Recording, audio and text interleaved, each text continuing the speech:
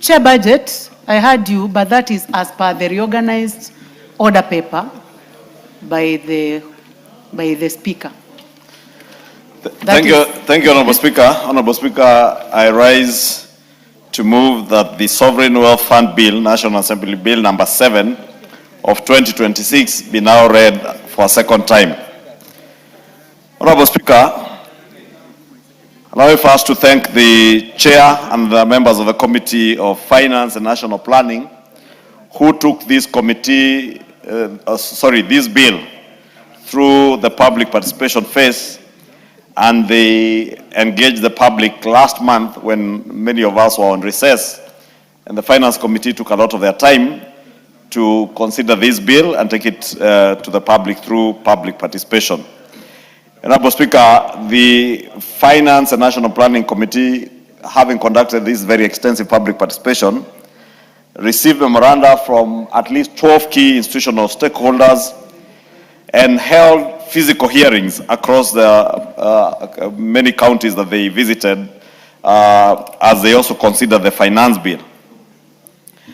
And if you have had time to go through their report, the National Treasury did raise concerns over excessive financial exposure, leading the committee to strictly prohibit investments in high-risk speculative derivatives, unlisted real estate, and private equity. And those who have looked at the bill, you know that indeed these are issues that had been pointed out in the bill. There are also issues that the Controller of Budget warned against, a parallel financial architecture resulting in committee revisions to at least 3 clauses, that's clauses 11, 14, and 17, having made, making written authorization from the Controller of Budget mandatory for all fund withdrawals, so that any withdrawals from this fund must now get the authorization of the Controller of Budget, not Controller. The Office of the Auditor General also flagged a lack of a transition triggers for resource depletion, prompting the committee to require a pre-approved structured depletion strategy plan to safeguard long-term savings. Honourable Speaker, I know many of the stakeholder engagement issues that were raised are contained in the report by all the other people who appeared before the committee, and therefore let me not belabor some of these issues, because I'm certain the chair of the National Finance and National Planning Committee, who was actively involved in the public participation, will speak to some of these issues. But that is to say, Honourable Speaker, that the bill will be informed by stakeholder engagements and public participation in amendments when we get to the Committee of the Whole House on this bill. And moving on, Honourable Speaker, let me just state that this bill is a very important bill in the new financial architecture of our country, Honourable Speaker. And I say the new thinking and in the new financial architecture of our country because when we went to the public to seek for their votes 3 years ago, we did promise the people of Kenya that we shall re-engineer how we manage public resources and ensure that we do not overburden the people of Kenya with taxation. And we can only do that, Honourable Speaker, if we are taking care of our resources, including our natural resources, and utilizing them now for the benefit of our generation and future generations, Honourable Speaker. And we cannot do that if we do not have the financial architecture and institutional or legal framework to guarantee the people of Kenya that we are indeed going to take care of our resources now and in the future. And the resources that we have today, Honourable Speaker, will not be used or utilized and depleted within 1 or 2 generations. That even our children's children and their grandchildren will come to benefit from resources that belong to our country, Honourable Speaker. You know, before independence, Honourable Speaker, many people came to Africa, our colonial masters, and many of them came and extracted resources from raw materials in the agricultural sector to minerals and other natural resources, and they utilized these resources to grow their economies back home and left many African nations in squalor and in abject poverty, Honourable Speaker. That is why you hear even today, Honourable Speaker, we must be at the forefront as a nation that is very strong in this region, Honorable Speaker, and I must thank the President because he has been at the forefront in advocating for a fairer financial architecture in the world, Honorable Speaker. Because many African countries, or many countries in the South, have suffered years and years, Honorable Speaker, of very unjust financial architecture. And therefore, part of that endeavor, Honorable Speaker, must also begin here at home and in the country, Honorable Speaker, and that is what informs the government's position and policy around the establishment of a number of new things, which we began, Honorable Speaker, with the National Infrastructure Fund, which I must thank this House because that fund now is a reality. And Honorable Speaker, the Honorable Karoli Omondi was just asking me to thank him that we have now even gotten an extra few billion shillings from Safaricom, Honorable Speaker.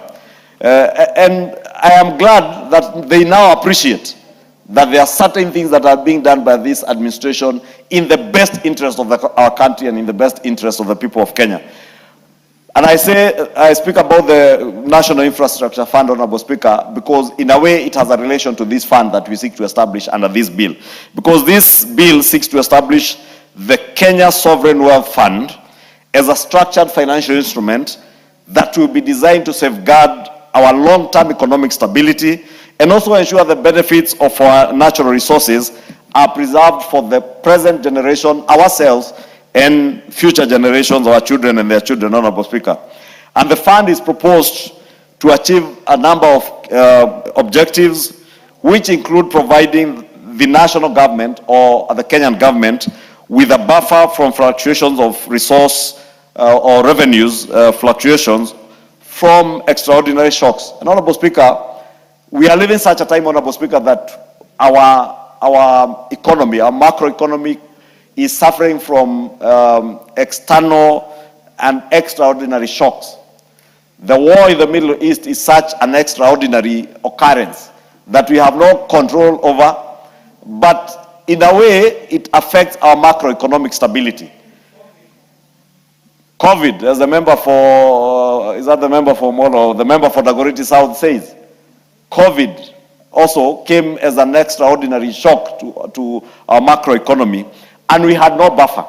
Therefore, we seek to have a buffer that should anything like COVID, war, even the riots that you see every now and then instigated by clueless, rudderless, visionless politicians, those are also shocks to the economy, Honorable Speaker, that affect our revenue mobilization and our revenue resources. And therefore, should such occurrences occur, we must always have a buffer, and this is one of the objectives of this bill. Two, the bill also seeks to provide finance for strategic infrastructural investment priorities that will foster growth, economic growth, that is inclusive and growth and development of our economy that will transcend one generation. And therefore, this bill also seeks to provide finance for such strategic infrastructure investments that are commercially viable. And therefore, no funds will come out of this fund to go and be utilized for investments that are not commercially viable. For instance, Honorable Speaker, the commercial viability of a new international airport at JKIA is something that we have spoken over for donkey years, Honorable Speaker. And whereas we know it is a commercially viable investment for our country, we may not have the immediate resources to do that. But if we had developed such a sovereign wealth fund years ago, we would probably have resources that we can borrow from that fund, invest in a commercially viable investment that will help grow our economy and be able to repay the money back into the fund that will benefit even future generations. The third objective, Honorable Speaker, is to build a savings base for future generations. And Honorable Speaker, this fund, maybe I didn't mention, will draw its sources of revenue or its sources of funds from our mineral and oil resources, the upstream extraction of our natural resources, Honorable Speaker.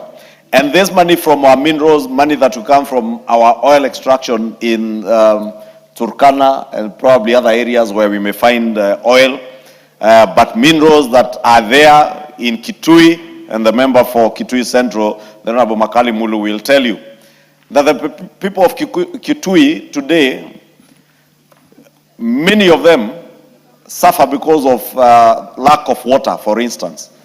They have very fertile land, very good and rich soils, but because they don't have water for irrigation, at times they suffer from hunger. At times they have to depend on relief food from the government, Honorable Speaker. And those members like the Honorable Makali Mulu, who come from this corner of Kenya in Kitui, will tell you that this is a land that is very rich with mineral resources. But will those mineral resources be exploited by foreigners because they have the capital to extract those minerals and leave the people of Kitui today and in the future living in abject poverty? We want to ensure that when you extract minerals from Kitui, part of the money that is shared and given to the national government goes into this fund to benefit the people of Kitui now and in the future. That even 100 years from today, Honorable Speaker, the children of Kitui, the great-great-great-grandchildren of Governor Makali Mulu, will benefit from resources that was extracted by their great-great-grandfathers, Honorable Speaker. Honorable Speaker, therefore, this fund's third objective is to ensure that we are not only doing what we have done with NSSF, and that's why I said many of these things are intertwined. Remember, we spoke here when we were doing amendments in the last parliament on the NSSF bill on the need to have a savings culture in this country. We cannot be telling people to save, but as a country, we are not saving. We are therefore institutionalizing that savings culture in this bill, that we do not deplete our mineral and our oil reserves or resources in the country, and we save nothing for future generations. Or we save nothing to be a buffer for us to go and run to that buffer when we have macroeconomic shocks like the war, COVID, or any other shock that would come to our economy, Honorable Speaker. And you know, these economic shocks, Honorable Speaker, come at the worst of times. Remember, we just came from the COVID pandemic. Then the war happens in the Middle East when nobody expected it. You remember, political scavengers a few months ago were inciting Kenyans, telling Kenyans, oh, it is President William Ruto and this government that is taking the prices of oil up. Not telling people that the prices of fuel in this country are even cheaper than many other developed and oil-producing countries, Honorable Speaker. Because economic shocks, global economic shocks, will always be there. And when they are there, what we need to do is to ensure that we have a buffer that we can run to. Honorable Speaker, this fund comprises of three distinct components, and one is what has been called the Urithi component, or the heritage component, which preserves wealth for future generations through long-term investments. The other is the stabilization concept component that I was speaking to, which cushions our economy during periods of declining resource revenues or external economic shocks like the ones I mentioned, whether it is war, whether it is an epidemic like Ebola, that when those things happen and we are hit by economic shocks that will drive up inflation, we have something that a buffer that we can fall to, and that is the stabilization component. The strategic infrastructure investment component, Honorable Speaker, is what I was alluding to when I said that should we have a fund that we can draw from to invest in commercially viable projects that will also help our economy to grow, Honorable Speaker. Honorable Speaker, this bill is a very important bill for our country, and members will see from the provisions of the bill and some of the safeguards that even the committee has spoken to on ensuring that any monies that are any of the funds, should they, before withdrawal of such monies, the controller of budget has a view or has a purview of that. Honorable Speaker, additionally, nobody will be allowed to use as collateral for any borrowing of a national government entity, a state corporation, county government entity or county corporation or any other legal or natural person, nobody will be allowed to use these funds as collateral for any borrowing.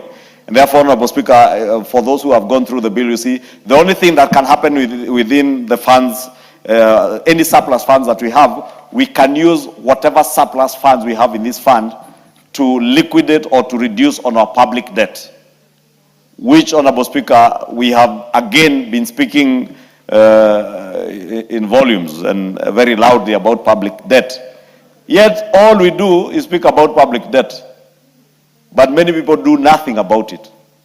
Honorable Speaker, you heard those who last week were pontificating here on how we are getting ourselves into debt, but they never have alternative ideas on what to do to deal with public debt. Because, Honorable Speaker, the best you can do with public debt, and globally, whether you go to Japan, whether you go to the US, whether you go to the UK, where our Prime Minister has just resigned, Honorable Speaker, there is no country that is not confronted with the question of public debt. And even us as individuals, we deal with our own debt on a daily basis. All we need to be certain about, Honorable Speaker, as a country, as individuals, is your capacity or our ability to repay on our debt. Majority Leader, just to fill you in, it is unfortunate that these members are not here to contribute to this important debate that would be giving us solutions to the issue of public debt.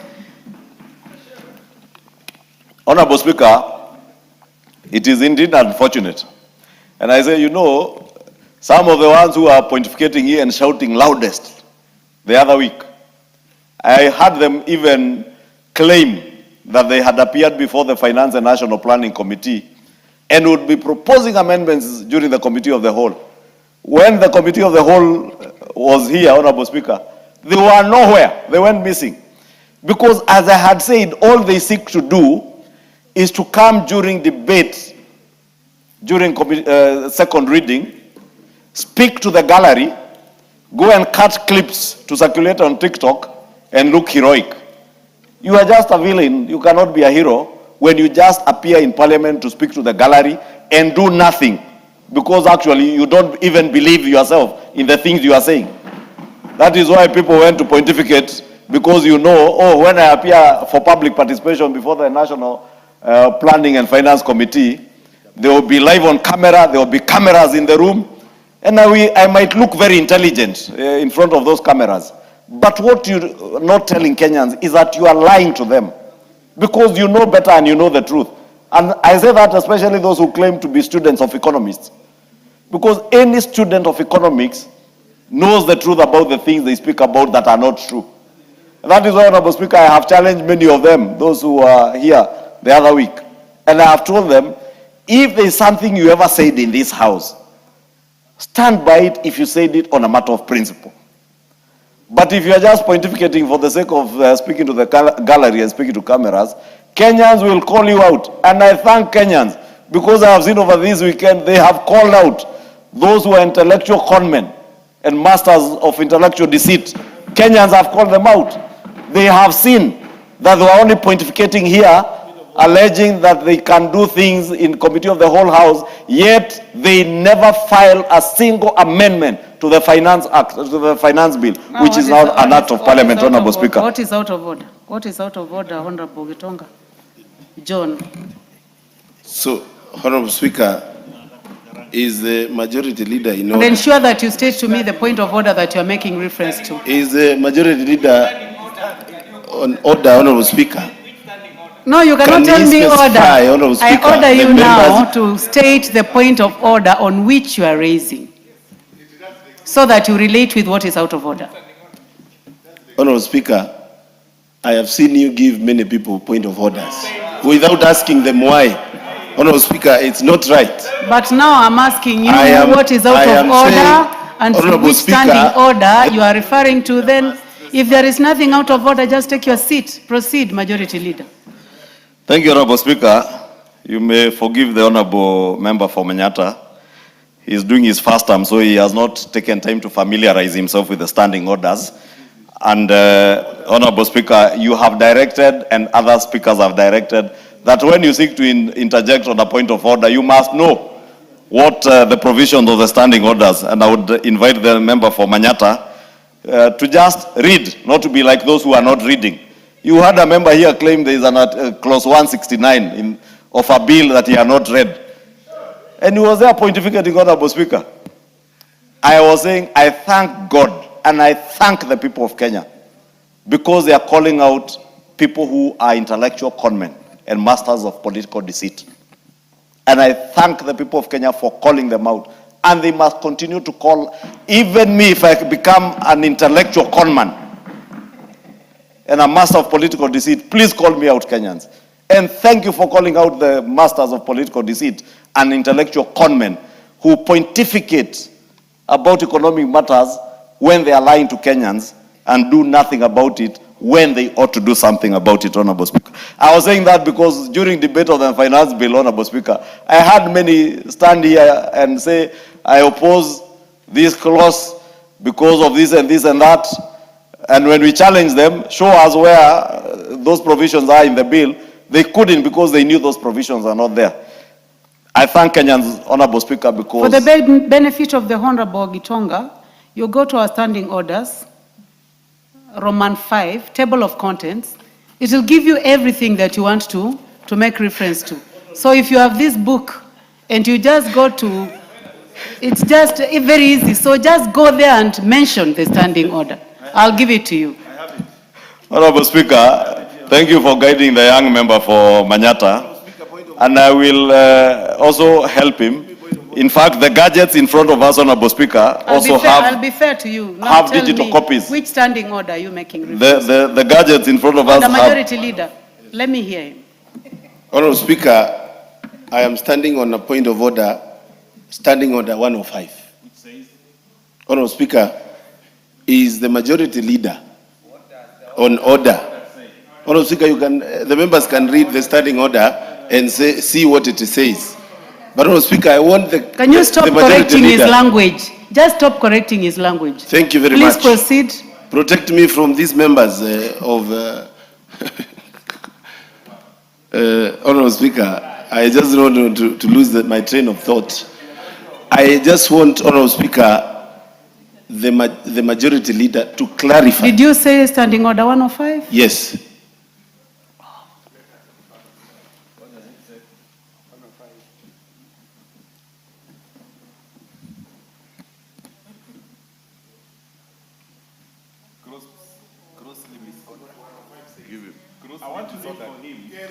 No, I'm on point of order. You cannot be on a point of order when I'm on a point of order. It's not possible. 101 in the point of order. Please read it verbatim, word to word. Word to word, so that the people of Manyata know that... Majority, Honorable Baya, let him read the standing order. 105, word for word. Honorable Speaker. 105. My gadget is reading a different clause, Honorable Speaker. So you are completely out of order. Honorable Gitonga Mukunji, you are completely out of order. Take your seat. Majority Leader, please conclude your remarks. Honorable Speaker. Honorable Speaker, let us forgive the member for Manyata. Standing order 105 is members to remain in their places until the Speaker has left the chamber. Maybe just let me... Honorable Speaker, you know the member for Manyata is doing his first term. And as his leader of majority, I am obligated to educate him that this particular standing order number 105 speaks to when the Speaker stands from a position at the time the House adjourns. Like now the House will adjourn at 9 p.m. If you don't know, it will be 9 p.m. when the House adjourns. When the Speaker is exiting, the standing order says, members shall stand in their places until the Speaker has left the chamber. That is why the sergeant at arms stands at the door, so that you remain in your place until the Speaker exits. Honorable Speaker, you know, this House is good, and that's why I was thanking Kenyans and thanking God that God is continuing to expose these people for who they are. That those who do not read Simple things as a standing order. A book that you have even guided has an index that the member would quickly go to and see what would be relevant to what he wants to raise. But away from that, we must read and understand the legislative proposals that come before the House, Honorable Speaker, because when such an important bill, Honorable Speaker, is before the House, don't even seek to interrupt debate because I have mentioned things about people who are not reading. I will continue challenging members of parliament to spend time to read. Because you cannot be the best amongst the people who have elected you. Then you come here and you don't read anything. You must read and internalize and even be able to interpret what you are legislating on, because you are doing this as a very solemn duty on behalf of another 50 million Kenyans. And I said we are fortunate, 349 of us have been privileged to come and read on behalf of millions of other Kenyans. Therefore, we must spend time to read and internalize and understand the things we are doing. We can't come here and talk about clauses in a bill because we want to mislead Kenyans. And you know, Honorable Speaker, I know the member from Manyata may have wanted to interrupt me because he knew I was going to speak about this. And maybe it's time I spoke about it. Because we must never use the floor of this House to mislead Kenyans out there. We did it 2 years ago. We misinformed Kenyans. I know there are people out there who are in government who are part of the choreographed campaign to misinform, disinform Kenyans. And I have said in other forums, Honorable Speaker, these are political scavengers. They will scavenge on anything. They will scavenge on the Ebola pandemic or epidemic that was there in Congo. And even claim that Laikipia is in Mount Kenya, seeking to incite the people of Mount Kenya, Honorable Speaker. The other day I was in my constituency and I was asking the people of Kikuyu, who I represent.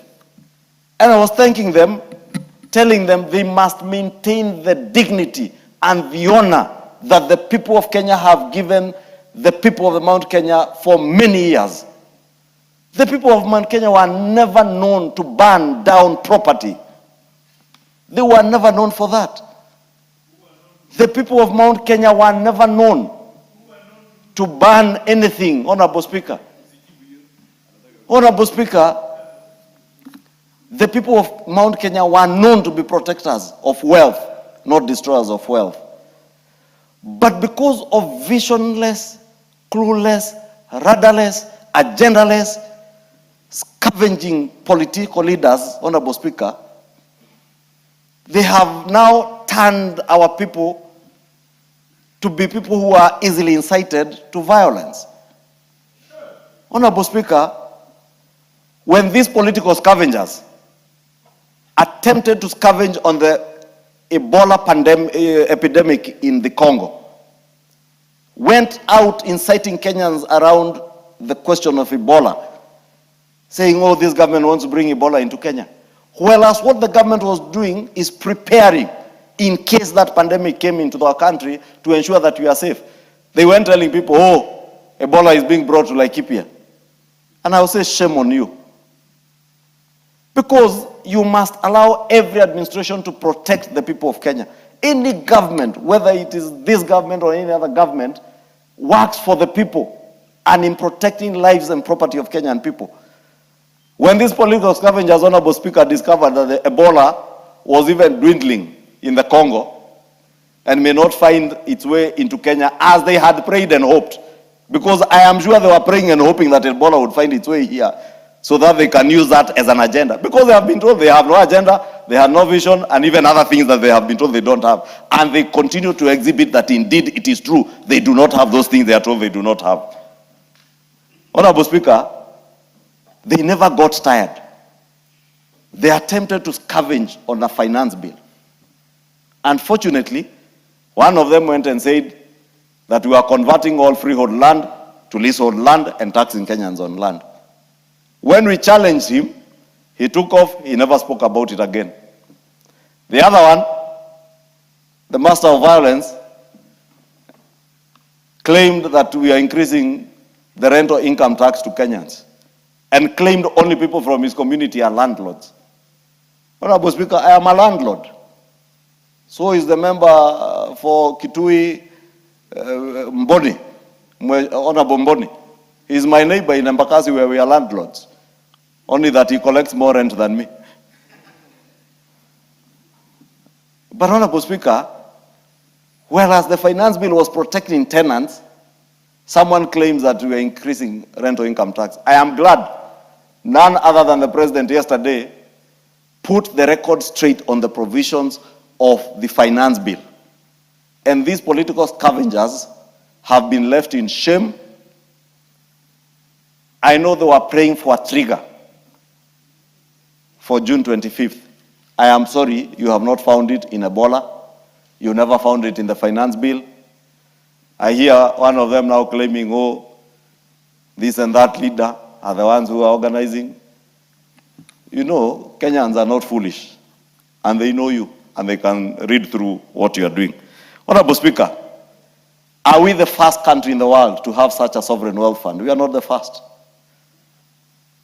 In the Gulf region that we are speaking about, when I was speaking about economic shocks, if you go to UAE, where many of you frequent, the Abu Dhabi Investment Authority, or ADIA, manages at least $1 trillion. $1 trillion, Honorable Speaker. That's about 130 trillion Kenya shillings. You can imagine that is your budget of how many years? With your 4.8 trillion budget, and the Abu Dhabi Investment Authority is managing $1 trillion, which are largely drawn from their oil revenues. That is what we seek to do, Honorable Speaker. And it is possible within our lifetime, as we have been told, to not only move this country from being a developing nation to a developed nation, it is also possible within our lifetime to ensure that we legislate on such progressive laws that will see this country manage trillions of dollars or trillions, hundreds of trillions of shillings in a sovereign wealth fund that will guarantee even our future generations that they will have a secure nation, and they will remember us that at our time, we not only read bills, like we are inviting some to read bills and read our standing orders, but we utilized our intellect to take care of our resources for our benefit and for the benefit of our future generations. The people of Manyata, just like the people of Kikuyu, expect me and the Honorable Mukunji to legislate on their behalf in their best interest. And this is one such bill that I look forward that we will all support, because it is speaking to the issues that we all pontificate about out there in rallies. And I invite all of us, Honorable Speaker, to help us grow this economy, to help us safeguard the future of our children and their children, to help us deal with macroeconomic shocks, and to help this country deal with investments that are commercially viable, that we can be able to utilize such a fund from Honorable Speaker. Just to give you another example, Honorable Speaker, in Norway, the government pension fund Global invests its revenues generated from petroleum resources again. And today, this fund is the largest sovereign wealth fund in the world, managing assets exceeding $2 trillion and investing globally in companies. Very soon, our nation will be investing globally. And in fact, those who have read this bill will see that it speaks to that. That is why we are avoiding the route of speculative derivatives or even speculative investments, so that we are able to invest globally where we get the highest return and be able to grow our economy and secure it for future generations. Honorable Speaker, let me not speak about the governance and administration of this fund, because it is very well clearly spelled out. The bill establishes a board of directors responsible for governance of the fund. So it is not a fund that will be controlled by any one single person in the in the government, and the board is the one that will formulate the investment policies, oversee the management of the fund, appoint professional investment managers, and ensure compliance with this bill, or with the act, should this bill pass into law and become an act of parliament. And the fund also, the bill also has created many... Order, Majority Leader. What is happening with these two members walking in? The Honorable Kaluma and is the Honorable Rosabui. What is happening? Because the way you are walking into the house is completely unparliamentary. Yeah, and it's out of order. You are lucky that you are on the same side of the house. Honorable Speaker, I think it is because the Honorable Member for Homa Bay, Honorable Peter Kaluma's tie is matching very well with the beautiful dress from the member for Kisumu, Honorable Rosa Buyu, Akinyi Buyu. And they are very smart, both of them, Honorable Speaker. We have noticed them.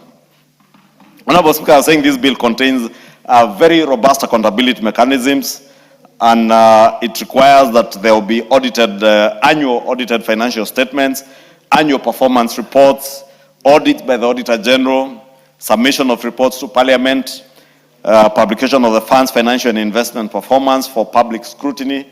And of course, as I said, the committee has further improved that to ensure that even the controller of budget has a purview of any withdrawals and what is going on in this fund.